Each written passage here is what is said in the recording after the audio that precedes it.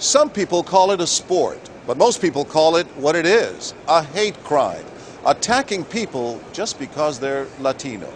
If you saw it happen, what would you do?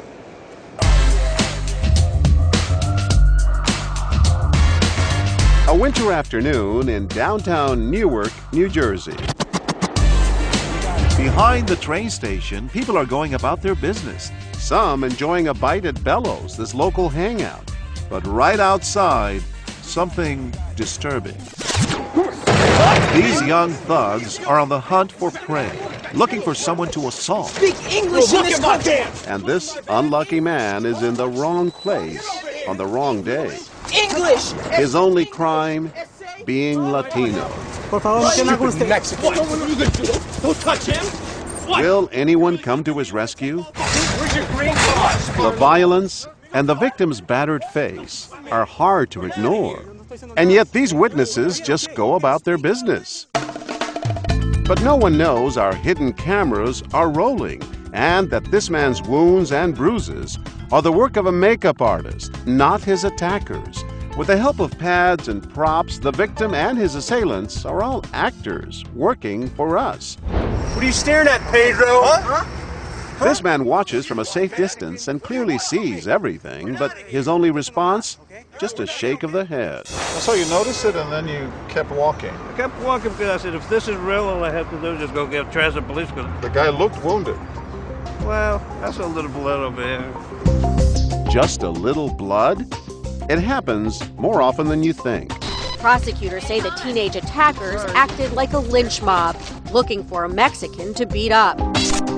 It's known as Mexican hunting, and for some, it's become a perverse sport. 7 high school students accused of killing an Ecuadorian man.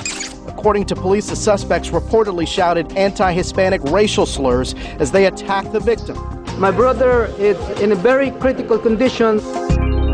Diego Sucusani, an Ecuadorian immigrant, tells us about the night his younger brother was attacked. Maybe 50 feet from the home. 50 feet from your house? Yes, from my house. He was knocked out. They kept hitting with a baseball bat.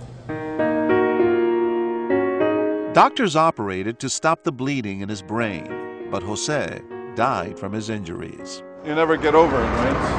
Absolutely not. Just a month later, Diego is with us in Newark, where we're conducting our experiment. What are you watching at? Huh? Back on the street, guess who the next witness is? A Latino man from Ecuador. Do you know that a man from Ecuador was killed? Yes, he says, but they were beating him too much, and I was afraid they would turn on me. Can't stand the sight of you. And of course it is intimidating. 3 angry thugs on a violent rampage. Who's gonna help you? Who's gonna help you? But what if you're with a bunch of guys? There's safety in numbers, right? Come here, Stick. Come here, Stick. Come here. These young men watch and watch and watch for nearly a full minute before one of them finally speaks up. Why didn't they do more? We're wondering why people stand by and do nothing. Can you tell us what was going through your mind? We can't show you their faces, but they were showing embarrassment as they walked away. Yale professor of psychology, Jack Davidio. They let their values, their concerns for themselves, override their concerns for another human being.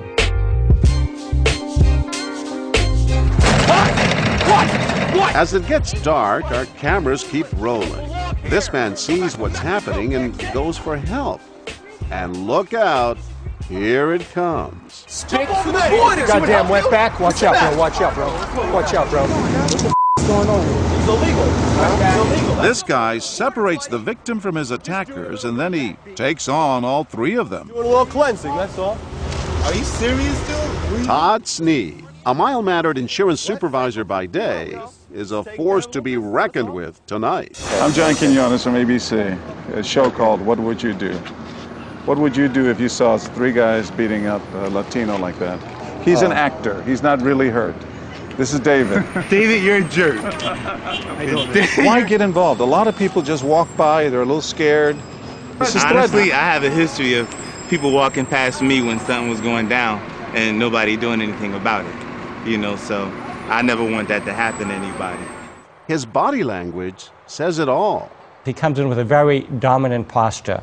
There's no ambiguity, there's no confusion in his mind about what needs to be done, and he has the confidence to go in and make it clear to people what's going to happen if they don't stop. And if I had to take a couple of, punches or kicks in an effort to, reduce his pain, I'm going to do it.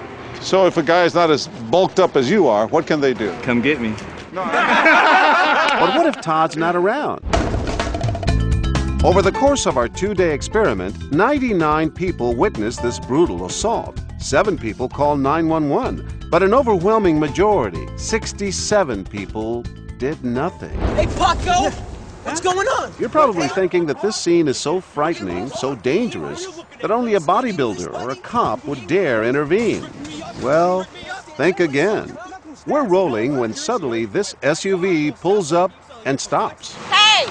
What are you guys doing? Through the window, you can see this young woman means business. Why are you doing that? Why? Why are you doing that? That's so messed up. And now, leaving family and friends behind, here she comes. All 5'4" of her. No listen now, ustedes. Stop!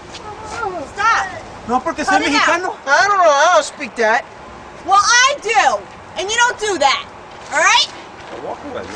The thugs aren't backing down, but neither is Michelle Hernandez. Who cares? Whoa. Stop Who with the racial cares? remarks. Who cares? Don't do that. All I'm saying is you don't belong here. Well, you don't belong here either, so skedaddle. I'm Spanish, so, I felt for the guy. I felt that way once before, so. People will look at you and say, man, those guys are real heroes. Well, I saw this guy, he just walked by, and I'm like, I can't believe it was a male. He was on his phone, and he was like more important looking at his phone than even doing anything. I'm like, oh my God. That's why I jumped out. It would have been so easy for them to drive by, but her outrage of what was morally wrong in the situation is unusually rare. She put someone else's welfare above her own. That's very inspiring. It is inspiring. The commitment she did it with, the depth of which she did it, gave her a power that is really impressive in that situation. You think this is? What? Huh? And we're about to meet one more remarkable woman. As our actor lies wounded and in pain, she reaches for his hand. And then Emily McDonald offers a prayer. God protect and heal this man, she says, because he is one of our brothers. A little while ago, there were 5 guys who didn't do anything, who just watched it. You're one woman. It broke my heart to see someone getting hurt. And my friends were holding me back, and I didn't want to hear it. I wanted to help this man. Comforting words and inspiring examples. Diego only wishes someone would have done the same for his brother, Jose. What do you wish more than anything right now? That my brother would be alive. I wish he could be alive.